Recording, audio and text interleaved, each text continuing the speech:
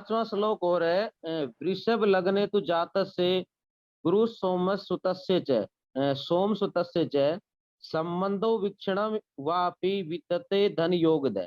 गुरु हाँ, तो और चंद्रमा का योग बताया जा रहा है। नहीं गुरुजी, बुध का। गुरु और बुध एक दूसरे को देख रहे हो तो गुरु से एक सोम सुतस्य। हाँ, तो गुरु और बुध यदि एक दूसरे को देखेंगे, मान लीजिए गुरु यहाँ हो जाएगा और बुध यहाँ है, या बुध यहाँ है गुरु यहाँ है, तो ऐसे स्थिति में बुध कौन हो गया? धनेश और पंचमेश हो गया। और गुरु की दृष्टि ऐसे ही शुभ फलदायी होती है, इसीलिए गुरु कहीं से भी देखेगा तो बुध के लिए बुध को बढ़ाएगा ही, बुध को घटाएगा नहीं। क्लियर हो गया? गुरुजी, गुरु की जो मूल त्रिकोण है वो तो 8th में है, तो भाई इसका भी तो दृष्टि के ऊपर ये सब प्रभाव नहीं आता है। ठीक है। इसीलिए तो हम आप लोगों के साथ जो बहुत कुछ कहते हैं उसमें बहुत ताकत लगाते हैं। क्यों? अगर दृष्टि का प्रभाव यहाँ अष्टम वारी होती, इसीलिए तो ये श्लोक लिखा गया है कि आप ऐसा न मान लें कि ये अष्टम की दृष्टि है तो खराब करेगा। समझ गए? बुध के ऊपर जो इस पत्रिका के लिए सबसे अच्छा फल देने वाला है, बुध और शनि, उसके ऊपर यदि गुरु की दृष्टि हो जाए तो बुध चूंकि सौम्य कहा गया इसीलिए उसका फल ज्यादा अच्छा कहा जाएगा। शनि को सौम्य नहीं कहा गया इसलिए उसका फल ज्यादा अच्छा नहीं कहा जाएगा।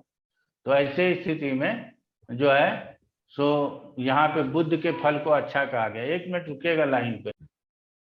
जी बोलिए। गुरुजी अगला है यदि किसी प्लानेट को स्थिति का, दृष्टि का, ओनर का, सभी का रिजल्ट करना है तो वो पहले किसका करेगा? ऑर्डर क्या होगा गुरुजी उसका रिजल्ट का? पहले उसका करेगा जिस भाव का वो स्वामी है। ठीक है। उसके बाद जहां वो बैठा है उसका करेगा, फिर जिसको देख रहा है उसका करेगा। और उसकी मूल त्रिकोण राशि किसी अलग भाव में है और तो उसके मूल त्रिकोण कारक। का फल करना है कि नहीं करना ये जरूरी नहीं है। अच्छा। ठीक है, अगर मूल त्रिकोण राशि को कोई अन्य ग्रह देख रहा हो, जी किसी अन्य ग्रहों का प्रभाव वहां हो, तो उसका रिजल्ट वो करेगा, ये क्यों करेगा? क्लियर हो गया? जी गुरुजी। और बताइए। गुरुजी एक अच्छा। चीज और पूछ, अगर इनकी मूल हाँ, त्रिकोण राशि में कोई ग्रह बैठा हुआ है तो पहले वो फल करेगा ना? हमेशा वही फल करेगा, फिर भावेश फल नहीं करेगा। गुरुजी प्रश्न मेरा ये था कि तीनों का फल ही एक ग्रह को करना है, उसको अपनी स्थिति का भी, ओनर का मतलब उसके भाव का भी उसी को करना है। हम समझ गए कुछ भाव को कोई देख नहीं रहा है जी और वो कहीं और स्थित है जी और वो किसी और जगह को देख भी रहा है। जी गुरुजी। तो ऐसे जब किसी ग्रह की दशा आएगी, उस ग्रह की दशा आएगी, तो पहले वो अपने घर का फल करेगा क्योंकि उसके घर का फल कोई नहीं कर रहा है। क्लियर हो गया? फिर दूसरे नंबर पे वो वहां जहां बैठा है उस भाव का फल करेगा। फिर तीसरे नंबर पे जहां देख रहा है उसका फल करेगा। क्लियर हो गया? जी गुरुजी। और गुरु बताइए। गुरुजी अगला है कि प्लानेट जो ग्रह है ये मित्र और शत्रु राशि में जाने का इनका क्या फल होता है और राशि एक्सचेंज का क्या फल है? केंद्र और त्रिकोण के एक्सचेंज का बहुत अच्छा फल है। क्लियर चाहे हो वो गया? शत्रु हो, चाहे वो शत्रु राशि हाँ में जाए। जी सर, कोई बात नहीं है। केंद्र और त्रिकोण का एक्सचेंज का फल अच्छा है। बाकी छठे, 8वें, 12वें के साथ यदि एक्सचेंज होता है उसका फल अच्छा नहीं कहेंगे। ठीक है, उसको खलयोग कहेंगे। तीसरे के साथ यदि परिवर्तन है तो पराक्रमी होगा। 11वें के साथ परिवर्तन है तो लाभ होगा। धन स्थान के साथ परिवर्तन है तो धन योग होगा। ये हो गया परिवर्तन। 6, 8, 12 के साथ परिवर्तन को खल योग कहते हैं। ये परिवर्तन हमेशा दुखदायी होता है, अच्छा रिजल्ट नहीं करता। केंद्र केंद्र के त्रिकोण से साधारण फल मिलते हैं और केंद्र त्रिकोण दोनों का आपस में एक्सचेंज होता है तो केंद्र त्रिकोण राजयोग बनता है और उसका फल बहुत अच्छा प्राप्त होता है। और बताइए। एक गुरुजी मान लो इसी क्वेश्चन के संदर्भ में मेष लगन में शनि 9वें भाव में बैठ गया तो 9वें में गुरु की राशि है और गुरु की राशि में शनि आ गया तो वो रिजल्ट कैसा उसे और अच्छा रिजल्ट होगा। गुरु की राशि में यहाँ केंद्र त्रिकोण राजयोग पराशरी नहीं बोलता है। जी पराशरी सिद्धांत हमेशा कहता है कि केंद्र त्रिकोण में यदि आपस में मित्रता है तो उसके संबंधों को ही राजयोग बोला जाए, अन्यथा राजयोग नहीं बोला जाए। तो यहाँ पे दशम का स्वामी नवम में आ गया और नवमेश गुरु दशम में चला गया, तो ये रिजल्ट अच्छा होगा। लेकिन कहा गया है कि गुरु देव पूज्य गुरु भी यदि दशम स्थान में हो मेष राशि में, तो उसकी अंतर्दशाओं में मरण हो सकता है। क्लियर हुआ? जी गुरुजी। एक और बताइए। अगला है गुरुजी, दो ग्रह हैं, एक मेलिफिक है, एक बेनिफिक है, दोनों एक साथ बैठे रहे एक भाव को देख रहे हैं और षडबल में दोनों बराबर हैं, तो दोनों उनका। दोनों अपनी अपनी दशाओं में अपना अपना पूर्ण फल करेंगे। अच्छा, दोनों पूर्ण फल करें। हाँ, वो अपनी अपनी दशाओं में। ठीक है, वो साथ वाले का रिजल्ट नहीं करेंगे गुरुजी? साथ वाले का तो रिजल्ट कई बार बोल चुके हैं, करते ही हैं। करते हैं, अच्छा। आगे गुरुजी, गुरु शुक्र मंगल शनि सूर्य का 6 8 भाव पर दृष्टि का रिजल्ट क्या होगा? जैसे शुभ ग्रह है तो वो 6 8 12 का अच्छा क्या करेगा, और अशुभ ग्रह तो खराब क्या करेगा? नहीं समझे प्रश्न, फिर से समझाने का प्रयास कीजिए। गुरुजी मान लीजिए कोई भी ग्रह, गुरु है, शुक्र है, मंगल है, शनि है, कोई सा भी ग्रह है, 6 8 12 पर उसकी दृष्टि का प्रभाव है, 6 8 12 भाव पर वो दृष्टि दे रहे हैं। मान लो गुरु दृष्टि दे रहे हैं तो 12वें भाव में अच्छा क्या करेगा? अच्छा 12वें भाव से अगर हमें विदेश यात्रा वगैरह की बात है, तो 12वें भाव के शुभ रिजल्ट को भी करेंगे और अशुभ रिजल्ट को भी करेंगे। यहाँ पे शुभ ग्रहों की दृष्टियों से अगर कोई रिजल्ट अशुभ हो रहा है, उसमें अशुभता उतनी अधिक नहीं होगी, और यदि अशुभ ग्रहों से अशुभ अशुभ रिजल्ट मिल रहा है तो उसमें अशुभता अधिक होगी। शुभ और अशुभ ग्रहों में इतना ही फर्क होगा कि अशुभ ग्रह दृष्टि डालेंगे तो अशुभता अधिक होगा, और शुभ ग्रह दृष्टि डालेंगे तो शुभता अधिक होगी। अर्थात यदि 12वें स्थान में दृष्टि डाल रहे हैं, तो अगर आप किसी कारणवश हॉस्पिटल चले भी गए हैं तो आप हॉस्पिटल से वापस आएंगे। और यदि अलग से मंगल शनि सूर्य जैसे ग्रह यदि 6ठे 8वें 12वें के ऊपर दृष्टि डाल रहे हैं, और यदि आप किसी कारण से हॉस्पिटल गए हुए हैं, तो फिर वापस घर नहीं आएंगे, आपकी मृत्यु तक संभव है। क्लियर हो गया? तो अशुभ जी गुरु। ग्रहों में उस भाव के फल करने के साथ साथ उसकी रक्षा करने का भी सामर्थ्य होता है उसके दृष्टि में। अशुभ ग्रहों में उसकी रक्षा करने का सामर्थ्य नहीं होता। ठीक है। और बताइए। अगला है गुरुजी, मान लीजिए कोई ग्रह एक्सिस बना रहा है, 6 8 का है, 3 11 का, 4 10 का, ऐसे एक्सिस बना रहा है। तो जैसे छठे से हम रोग की बात करते हैं, 8 से व्याधि की करते हैं, 3 से पराक्रम की होगी, 11वें से लाभ हो गया। इस तरह से कोई ग्रह मान लो एक्सिस में है, तो क्या वो इस तरह के रिजल्ट देगा? जैसे 6 के एक्सेस वाला रोग दे, या 8 के एक्सिस वाला व्याधि दे, इस तरह का जरूर रिजल्ट दे? देगा,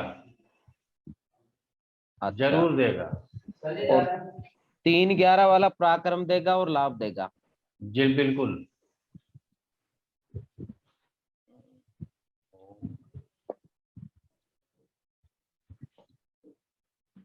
अच्छा, एक गुरुजी जैसे चंद्रमा है तो उससे सेकंड से क्या हम लिक्विड कैश की बात कर सकते हैं? जी फिर से बोलिए। जैसे हमें लगन से सेकंड हाउस की बात करते हैं, किसकी? धन की। जी हाँ। कुट तो क्या चंद्रमा को लगन बढ़ाएंगे तो उससे सेकंड से हम धन लिक्विड कैश की बात कर सकते हैं? नहीं नहीं, आप पूरे धन की भी बात कर सकते हैं, चंद्रमा से भी धन की बात कर सकते हैं, चंद्रमा दूसरे से भी धन की बात कर सकते हैं। और सूर्य से लगन बना के भी ऐसे ही कर सकते हैं गुरुजी? बिल्कुल, सूर्य को लगन बनाएंगे, उससे दूसरे भाव से भी धन की बात कर सकते हैं। अब गुरुजी हमने एक पत्रिका जो देखी, उसमें लगन से अष्टम में ज्यादातर ग्रह थे, प्रभाव बुरा था। लेकिन चंद्रमा को लगन बनाने पर ना सारे ग्रह नौ में, इसमें ना पंच में और नौ में आ रहे थे, और उसका प्रभाव अच्छा था। और उसको जो चंद्र लगन के अनुसार ही अच्छा रिजल्ट मिल रहा था, उसको लग्नेश के अनुसार नहीं मिल रहा था। तो इस तो तरह की ऐसा पत्रिका। ऐसा कई जगहों पर लिखा लिखा हुआ है कि जी। लग्न और चंद्रमा में जो बलवान हो पत्रिका उससे ज्यादा अच्छा दिखता है। लेकिन हमने तो पहले ही कहा है कि आपको लग्न और चंद्रमा से नहीं, बल्कि लग्न और चंद्रमा, लग्न या चंद्रमा से नहीं, लग्न के साथ चंद्रमा से भी पत्रिका देखिए और तारतम्य से रिजल्ट बताइए। सिर्फ लग्न से रिजल्ट बताने लगेंगे तो वो रिजल्ट गलत भी हो सकता है। लेकिन यदि लग्न और चंद्रमा दोनों को साथ लेकर के चलेंगे और रिजल्ट बताएंगे तो रिजल्ट अच्छा भी हो सकता है। अब इसमें तारतम्य कैसे बैठाएं गुरुजी? एक बिल्कुल विपरीत दिखा रहा है। तारतम्य दूसरा पॉजिटिव दिखा रहा है तो हम निगेटिव के साथ पॉजिटिव ज्यादा है तो ज्यादा पॉजिटिव बोलेंगे। ठीक है। एक गुरुजी मान लो शनि और बुध है, वो शनि सेकंड में बैठा और बुध बैठा है नाइन्थ में, इनका एक्सिस भी 6-8 का हो गया, तो ये दोनों कैसा रिजल्ट देंगे 6-8 के एक्सिस में? 6-8 के एक्सिस में रिजल्ट बहुत अच्छा नहीं करेंगे।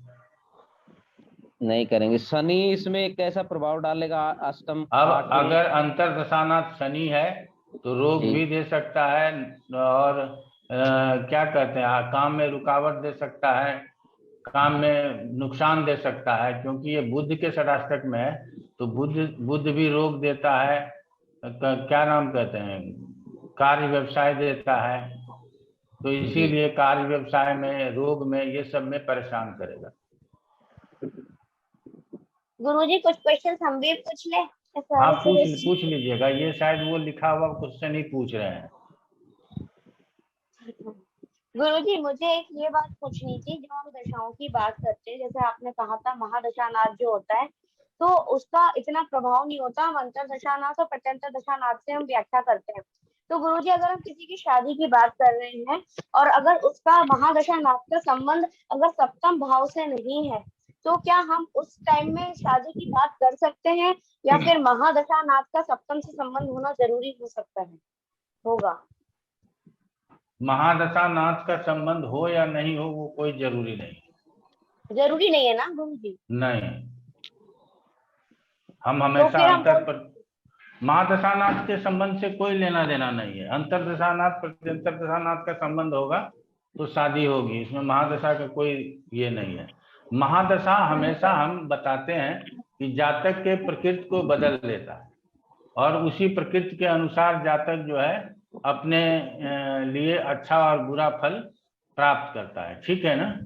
तो इसीलिए हमेशा हम यही कहेंगे कि महादशानाथ वर्तमान रिजल्ट को फोर्स नहीं करता या देता नहीं है, हमेशा जो है अंतरदशानाथ रिजल्ट देता है। महादशानाथ कब अपना रिजल्ट करता है तो हमने पहले पढ़ाया हुआ है कि जब कोई अंतरदशानाथ उसका सधर्मी ग्रह हो, वो अपने सधर्मी ग्रहों के अंतर में अपना फल देता है।